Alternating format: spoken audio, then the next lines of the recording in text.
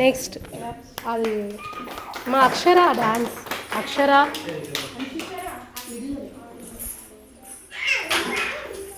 మీరిద్దరు వేయండి. ఇట్లా వచ్చండి మేడం. వీళ్ళిద్దరికి ఒకటి ఏదో ఉంది కదా, ఒక 2 minutes పెట్టేసేయండి. తిన్న డ్రెస్ మేడం ఉంది, పర్లేదా? సరే నువ్వు మధ్యలో ముందుకు వచ్చాను. మీరు